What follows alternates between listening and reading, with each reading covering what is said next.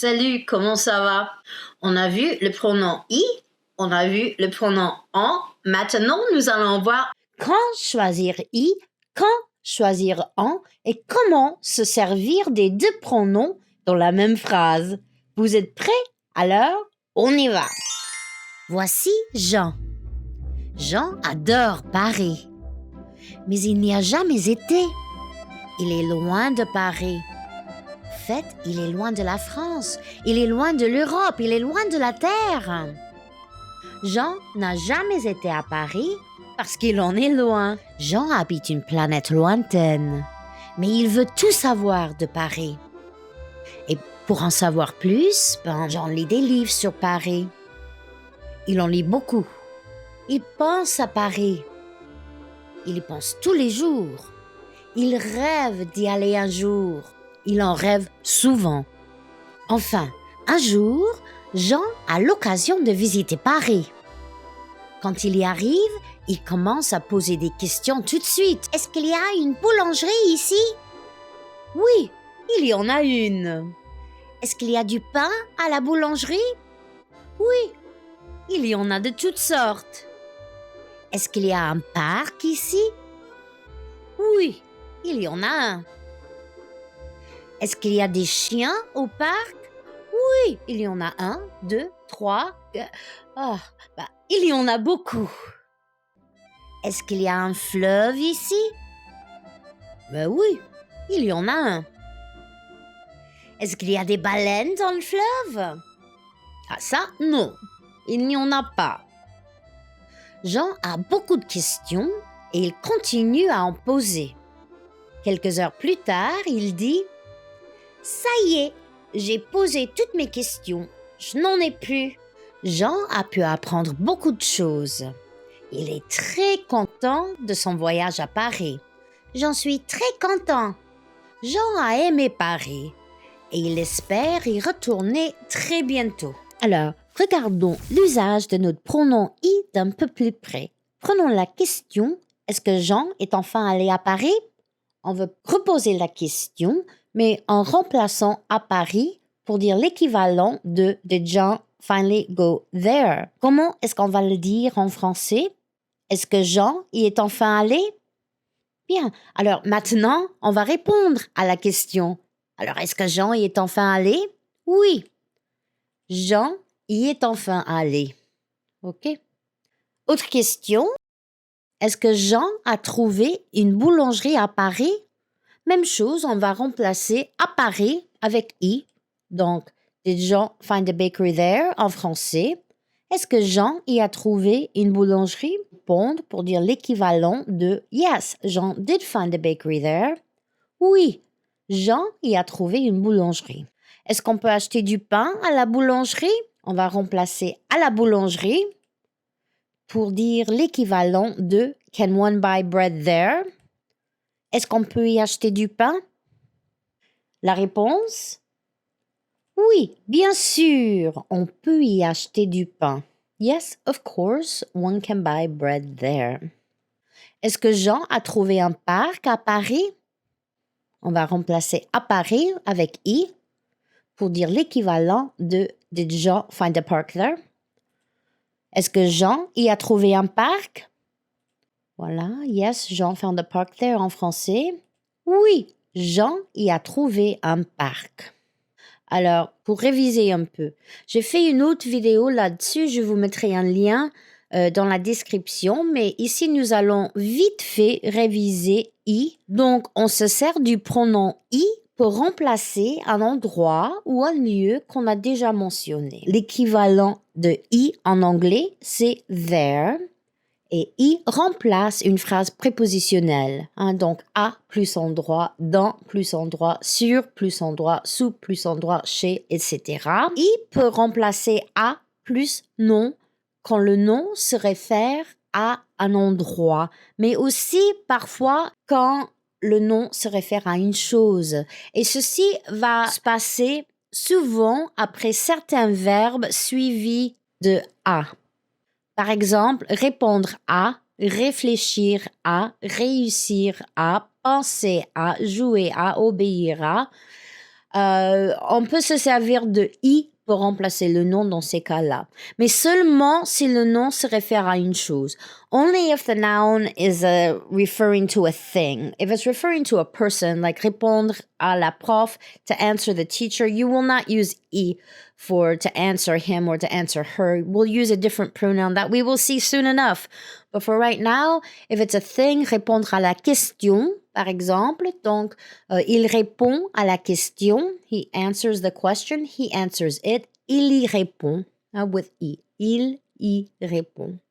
I est invariable, masculin, féminin, singulier, pluriel. Ça ne change pas. I reste I. Et pour terminer, on va placer I directement devant le verbe conjugué de la phrase ou devant l'infinitif s'il y en a un dans la phrase. Voilà. Alors maintenant, on va voir le pronom en. Prenons la question. Est-ce que Jean a vu des chiens au parc? Nous allons remplacer des chiens pour dire l'équivalent de Did Jean see some or any of them at the park? En français, qu'est-ce que ça donne? Oui. Est-ce que Jean en a vu au parc? La réponse, yes, Jean saw some at the park en français. Oui, Jean en a vu au parc. Bien. What if we wanted to say, yes, Jean saw a lot of them at the park? Okay, so we want to keep the quantity. On veut garder la quantité. Oui, Jean en a vu beaucoup au parc. Est-ce qu'on peut acheter du pain à la boulangerie? On va remplacer du pain pour dire l'équivalent de Can one buy some at the bakery? Est-ce qu'on peut en acheter à la boulangerie? Bien. La réponse, yes, one can buy some at the bakery. Oui, on peut en acheter à la boulangerie. Et juste une petite chose aussi, on peut, one can, I'm translating that literally. We don't really speak like that much in English, especially not in American English. What would we say? We'd say you can buy some.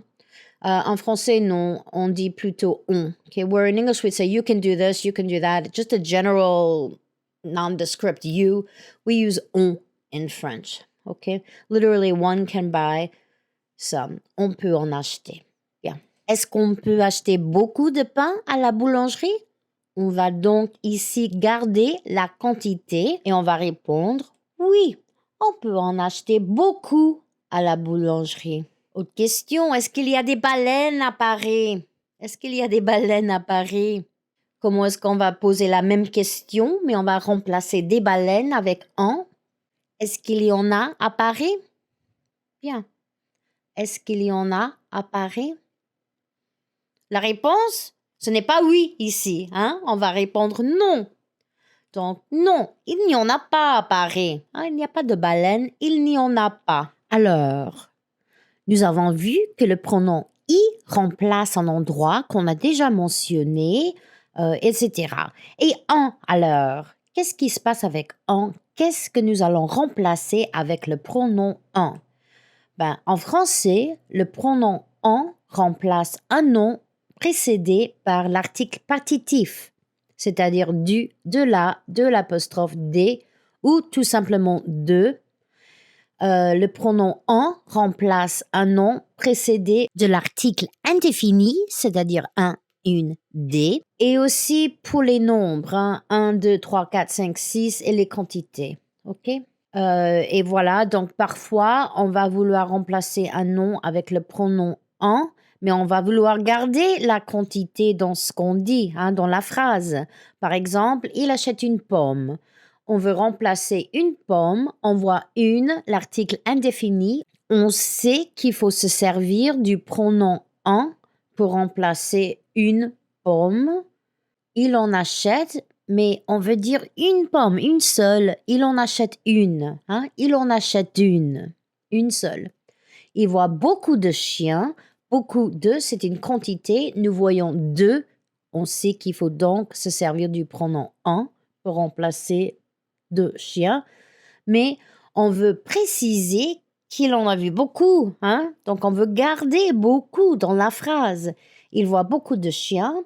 He sees a lot of dogs. Il en voit beaucoup. He sees a lot of them. Et comme i, en est invariable et en se place directement devant le verbe conjugué ou devant l'infinitif s'il y en a un dans la phrase. Alors, maintenant, vous allez répondre à quelques questions et vous allez vous servir ou du pronom i ou du pronom en dans vos réponses. On y va. Numéro 1. Est-ce que Jean veut aller à Paris? On voit à Paris, i ou en.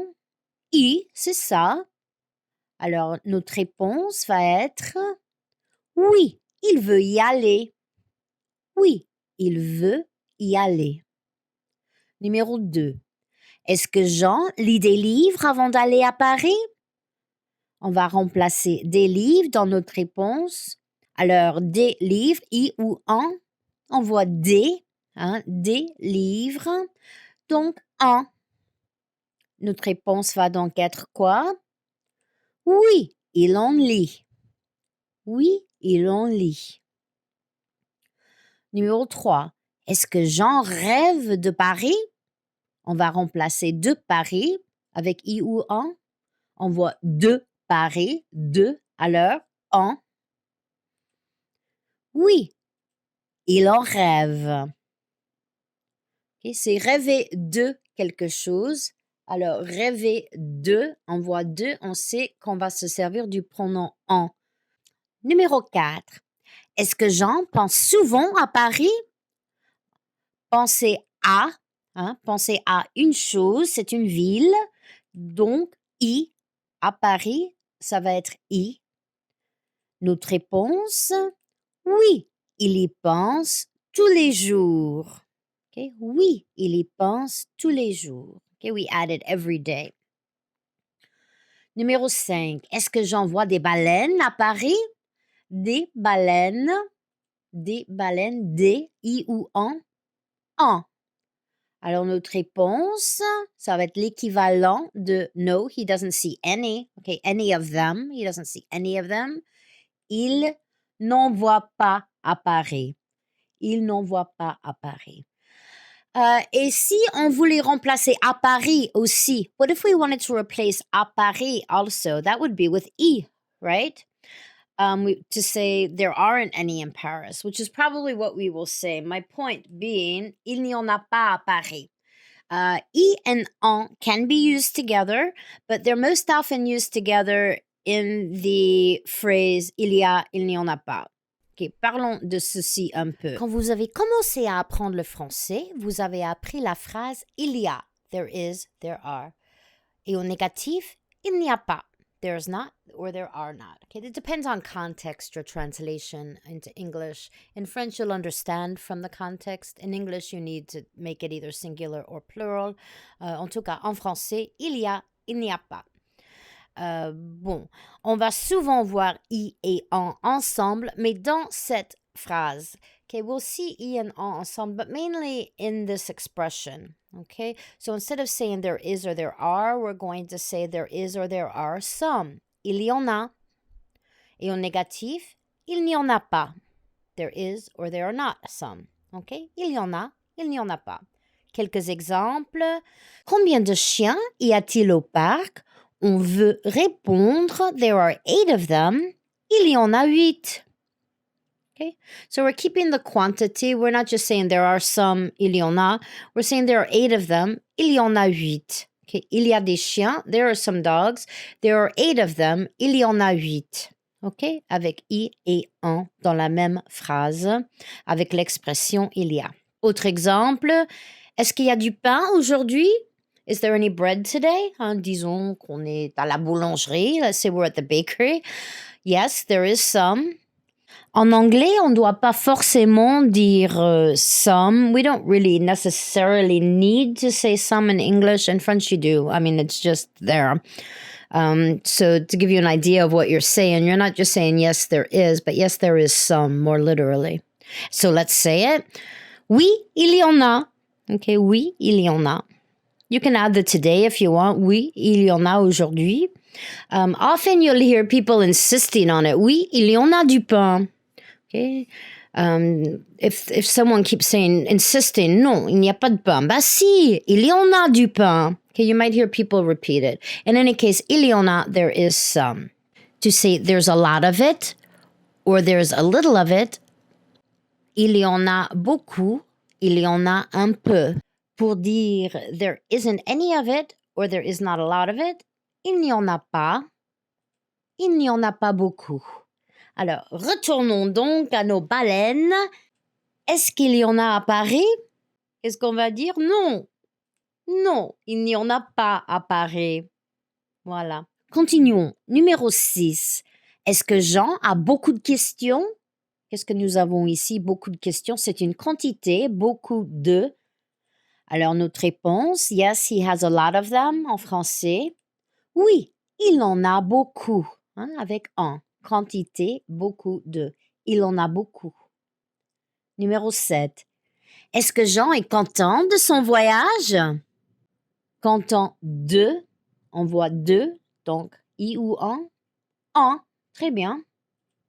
Alors, oui, il en est très content. Okay, he's very happy about it. Oui, il en est très content. Et numéro 8, est-ce que Jean espère retourner à Paris? À Paris. I ou en? I, bien entendu, c'est un endroit avec à Paris. Donc, on va dire l'équivalent de yes, he hopes to return there very soon. Oui, il espère y retourner très bientôt. Et moi aussi, j'espère vous revoir ici très bientôt. Merci beaucoup. Au revoir.